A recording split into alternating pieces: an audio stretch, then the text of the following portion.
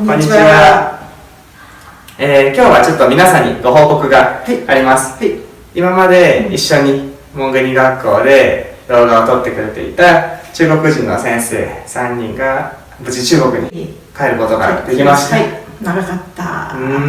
すごい大変なね、大変でした。思いをしましたよね。やっぱりね、最初にそのコロナが中国の武漢から発生したっていうこともあって、彼女たちすごい苦しんでましたよね。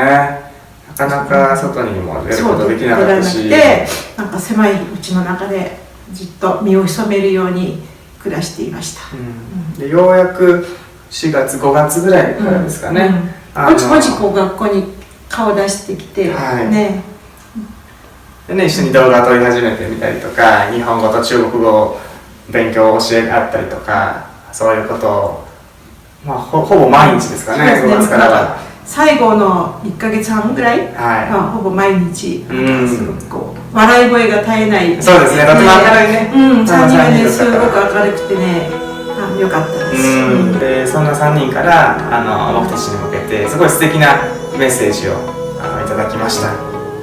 で、そのメッセージっていうのが、中国でコロナが発生した時に日本から中国にマスクだとか、そういう医療面の物資を送った時に、その箱に日本人がある漢詩、中国の詩ですね、それを書いてちょっと話題にね、日本でなりましたよね。だから日本の方はこの詩は多分知ってる人はたくさんいると思います。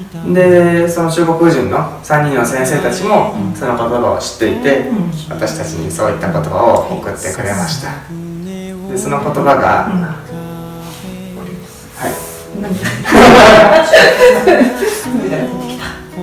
漢字で山、川、異なる域。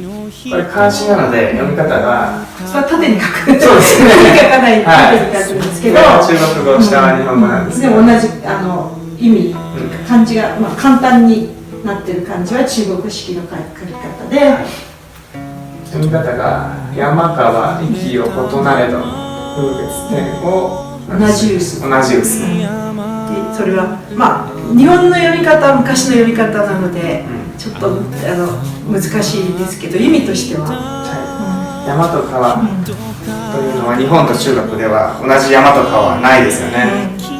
山とか川は異なっているんだけども、風、月、天は同じだよ。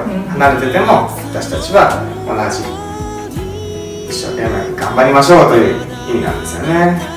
とっても素敵な詩ですよね。いやー、これをね見て、これを見るたびにね、ちょっと僕たち涙がね出そうになりますよね。すごい宝物です、私もね。これがそのグループの名前になったんですね。そうですね。WeChat とね、僕ら初めて入って初めて使うとグループの名前がこういう風な名前になりました。本当になんか助けられましたね、明るさがね。そうですね。すごいなんかファッションとかも知ってる。これが流行りだとか言って。ねえ、本当かよって思うよね。ファッションとかたくさん教えてもらいましたね。だからいろんな国の人と知り合いになるっていうことは、なんかすごくいいなと思いますね。本当ですね。自分の国だけがいいんじゃなくて、自分の国ももちろん大切にして、いろんな国の人と知り合うためにみんなも外国語を勉強しているので、それと生かしてほしいなと思いますね。彼女たちもね、中国人なので日本語少し喋れるし、英語も少し喋れるけど、韓国語も喋れますね。そうですよね。ただ僕たちが会話する時のその共通語っていうのはなかなか定まらなくて、だけどやっぱり言語ももちろん大事だけど、相手に伝えようっていうその気持ちがすごい持ってる3人だったので、だからこれだけ言葉の壁を越えて仲良くなったのかなっていうふうに思います。なのでその気持ちの部分を語学を勉強する上でも絶対に忘れてほしくないですね。気持ちはすごく大切ですよね。